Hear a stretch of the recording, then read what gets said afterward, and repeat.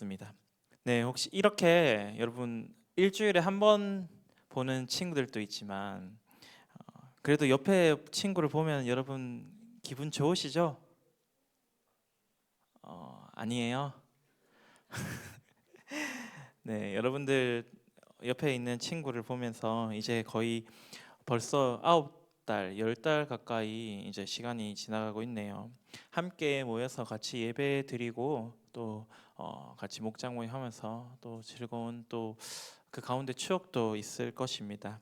그런 반면에 혹시 여러분들에게는 정말 꼴도 보기 싫은 그런 친구들이 있을 겁니다.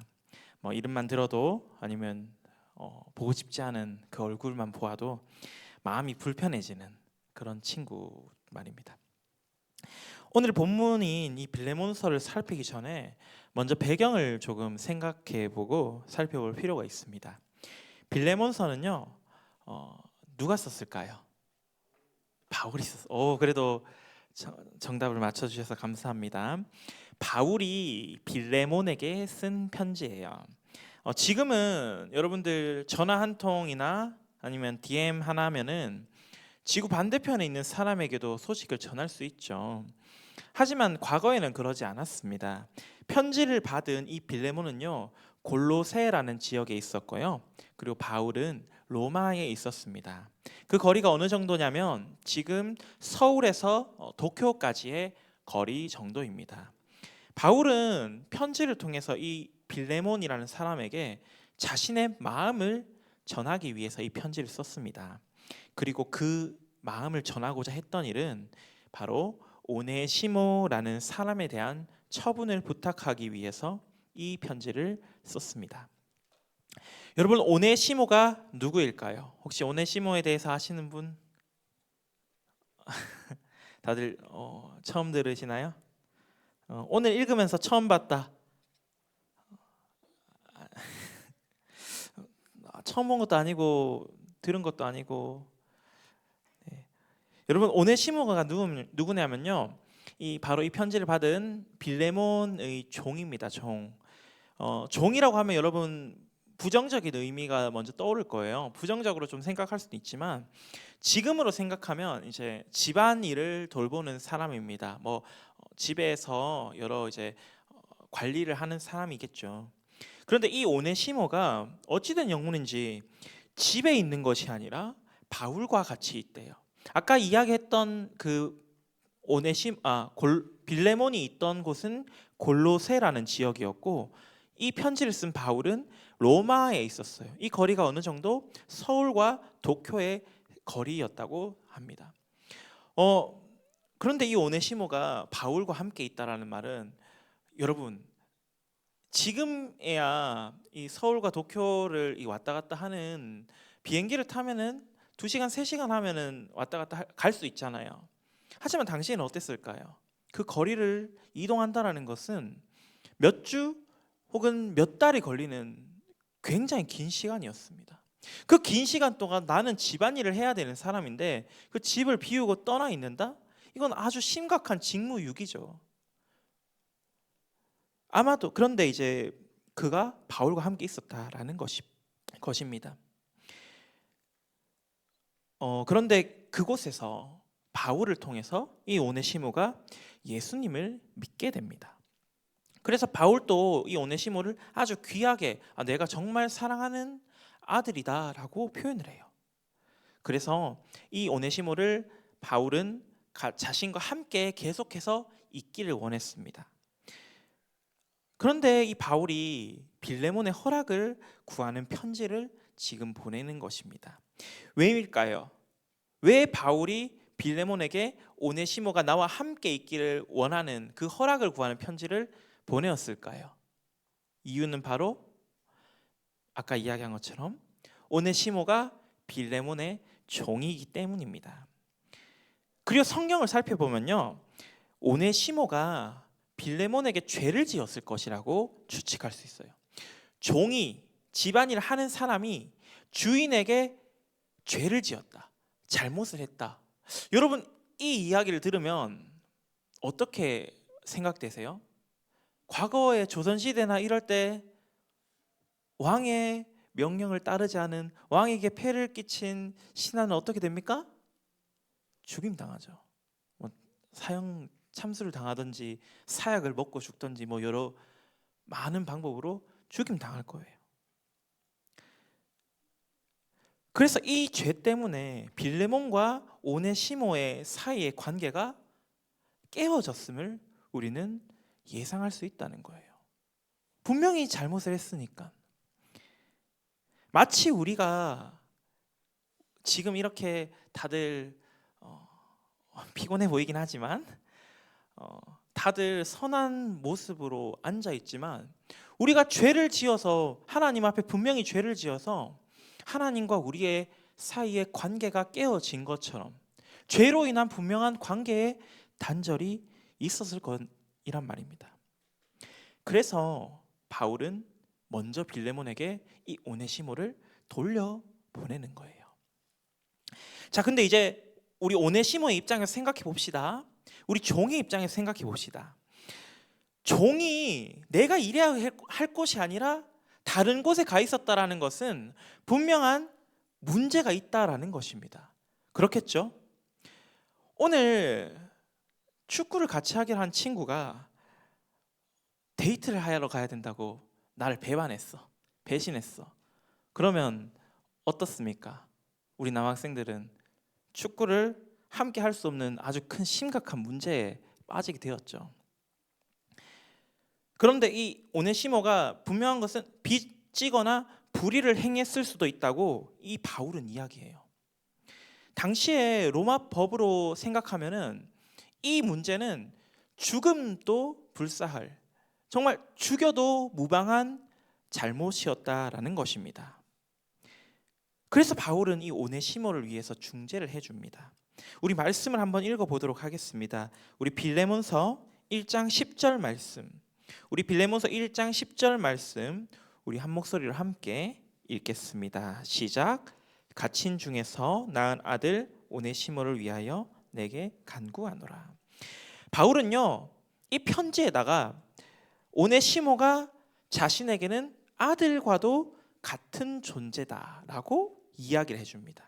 그리고 이제 뒤이어서 그리고 그가 이제는 자신에게는 심장과도 같은 존재다, 정말 귀하다라고 이야기를 해주는 거예요.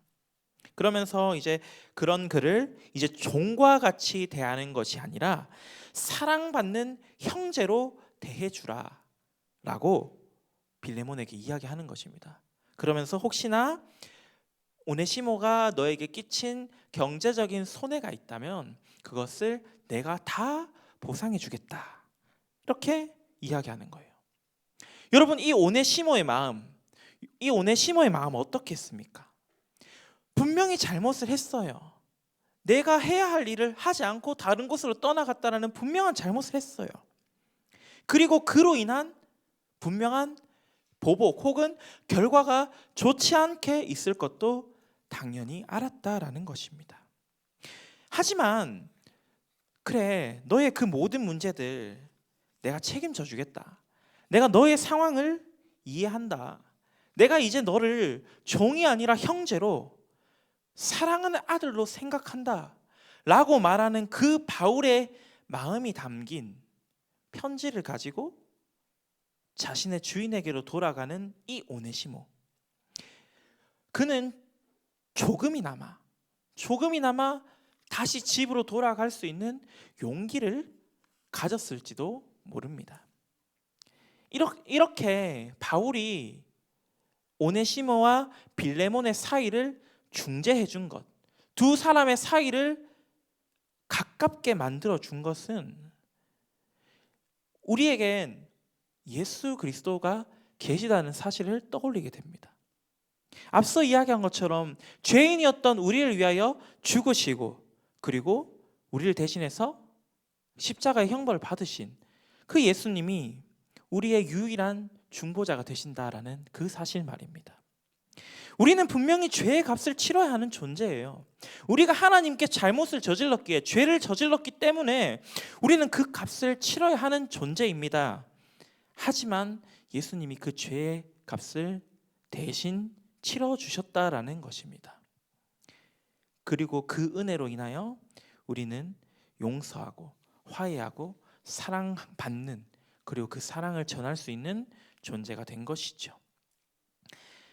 그리고 바울은요, 이 과정에서, 이 편지를 보내주는 상황에서 오네시모만 생각한 게 아니에요. 우리 이제 다른 사람, 종이 아니라 주인의 입장에서 한번 생각해 봅시다. 빌레몬의 입장에서 한번 생각해 볼게요. 바울은요, 사도예요. 사도는 어떤 사람입니까? 당시 초대교회의 사도는요, 지금으로 따지면 목사님들 중에서도 아주 권위 있는 목사님이라고 생각할 수 있을 것 같아요. 여러분들 전도사님이 이야기하는 말들을 들으면은 어떻게 생각할지 모르겠지만, 우리 목사님들이나 여러 많은 신앙의 선배들이 하는 이야기를 들으면 어떻습니까? 하나님의 말씀으로 받아들이고 그 말씀대로 생각하잖아요. 그처럼 당시 로마 시대에는 사도들의 영향력이 아주 컸을 것이란 말입니다. 사도인 바울이 어떤 이야기를 하면은 그것을 바울이 하나님의 말씀을 받아 전하는구나 라고 생각했을 거예요. 특히 우리 이 빌레몬서 1장 1절과 2절 말씀에 보면요, 바울이 빌레몬의 집에 있는 교회에 편지한다라고 말합니다. 당시 교회는요, 지금처럼 우리 앉아있는 이 건물을 지칭하는 것이 아니라 예수님을 믿는 사람들끼리 모인 공동체 그 자체를 의미했어요. 우리가 이 자리 가운데 이런 건물에 모이지 않더라도 우리가 예수님을 믿는다라고 말하면서 함께 있으면은 교회라고 불렀다라는 것이에요. 그리고 빌레몬은요, 아마도 자신의 집을 그 골로새에 예수님 믿는 사람들이 함께 모여서 예배할 수 있도록 집을 이렇게 내어줬을 거예요. 신앙이 아주 좋은 사람이었겠죠. 그러니까 하나님 믿는다고 예배 드리러 온다는 사람들을 자신의 집으로 초청해서 함께 예배 드렸을 것이라는 거예요. 그러면 그렇게 신앙이 좋은 사람, 예수님을 정말 제대로 잘 믿는 사람에게 권위가 있는 사도인 바울이 말하면 들어줄까 안 들어줄까? 모르겠어요? 들어주겠죠. 그 말에 권위가 있으니 하나님의 말씀이라 생각하고 그 말을 잘 들어줄 거예요.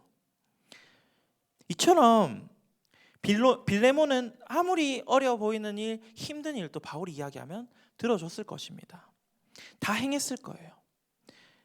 이렇게 바울이 사도의 권한을 가지고 사도로서 모든 요구를 다 마땅히 지키게 할 권한이 있었음에도 바울은 그렇게 하지 않습니다. 바울이 어떤 모습을 보였는지 우리 오늘 말씀인 빌레몬서 1장 14절 말씀 우리 한 번 더 읽어보도록 하겠습니다. 빌레몬서 1장 14절 말씀 우리 한 목소리를 함께 읽습니다. 시작. 다만 내 승낙이 없이는 내가 아무것도 하기를 원하지 아니하노니 이는 너의 선한 일이 억지같이 되지 아니하고 자의로 되게 하려 함이라. 아멘. 바울은 명령하지 않습니다. 바울은요, 빌레몬에게 간청하고 있습니다. 내 승낙이 없이는 내가 아무것도 하지 않는다라는 이 말은 내가 빌레몬 너가 허락해 줬으면 좋겠어 라는 이 말이에요. 빌레몬이 스스로 그 마음을 열고 오네시모를 받아들여 주기를 기다려 주는 것입니다. 앞서 이야기한 것처럼 빌레몬은 교회에 헌신적인 사람이었죠. 자신의 집을 내어준 것뿐만 아니라 5절에서 7절까지의 내용을 보면은 교회에 이제 헌신적인 사람이었다는 것도 알 수 있어요. 성도들의 마음에 평안을 주는 사람, 그리고 바울도 그의 사랑으로 인하여서 많은 기쁨과 위로를 받았다라고 말합니다. 그런 빌레몬에게 너의 그 사랑의 마음을, 교회를 향하여 네가 가지고 있는 그 사랑의 마음을 가지고 오네시모를 품어주면 안 되겠니? 라고 말하는 거예요. 그리고 그런 빌레몬의 마음처럼 우리도 예수님께 받은 그 사랑을, 그 사랑의 마음을 가지고 우리 주변의 이웃들을, 주변의 사람들을 품어줄 수 있는 것입니다. 이제 말씀을 정리하도록 하겠습니다. 오늘 이 빌레몬서라는 이 편지를 통해서 유익을 얻은 사람은 누구일까요? 바로 바울의 보증으로 내가 죽어야 할 위협에서 그 죽음의 위협을 덜고 이제는 종이 아니라 형제라고 부름을 받은, 그리고 바울의 옆에서 함께 할 수 있는 그런 기회를 제공받은 오네시모, 이 사람일까요? 그러나 손해만 입은 것처럼 보이는 이 빌레몬, 그렇죠?